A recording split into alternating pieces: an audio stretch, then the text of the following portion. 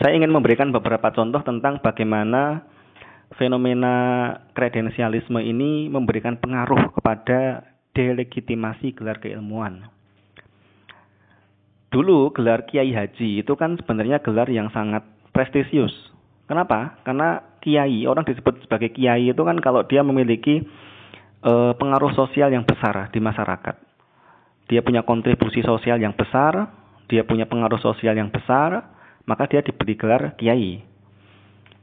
Orang diberi gelar haji kenapa? Itu yang kalau gelar haji itu sejarahnya kan dari Belanda. Dulu kan ada kebijakan Belanda itu membatasi orang-orang ke tanah suci karena khawatir nanti akan terpengaruh oleh pemikiran-pemikiran yang berkembang di Timur Tengah.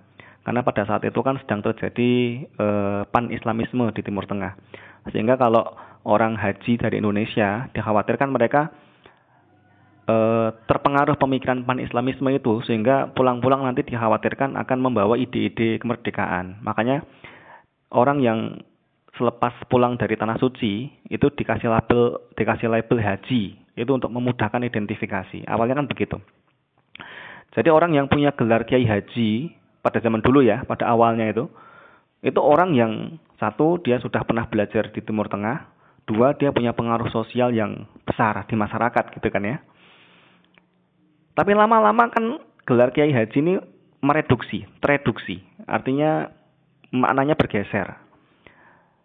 Karena dulu orang-orang besar itu rata-rata punya pondok pesantren, maka pada periode belakangan disebut kiai itu hanya sekedar punya pondok pesantren gitu kan.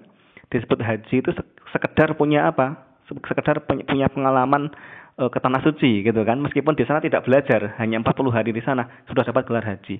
Artinya gelar kiai haji itu sudah bergeser, yang awalnya gelar sosial ke gelar keilmuan sekarang menjadi ya sekedar legalitas saja. Orang yang punya pondok pesantren disebut sebagai kiai dan sebagainya. Artinya itu ada kalau saya sebut ada ada semacam reduksi atau penurunan makna, pergeseran makna yang cenderung menyempit gitu ya pada gelar keilmuan yang dulunya pada awalnya adalah dianggap sebagai sesuatu yang luar biasa.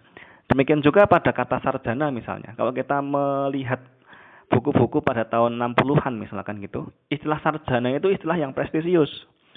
Soekarno itu disebut sarjana, Hatta disebut sarjana, kan gitu ya.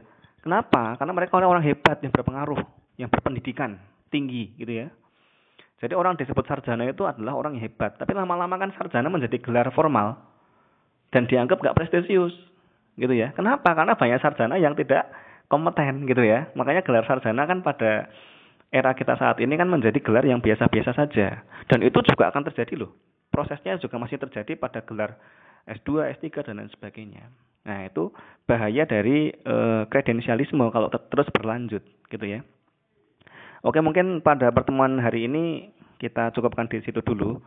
Nanti kita lanjutkan lagi pada pertemuan-pertemuan berikutnya. Saya terus terang ini agak kesulitan membuat video pembelajaran karena kalau memakai HP ternyata size-nya besar sekali.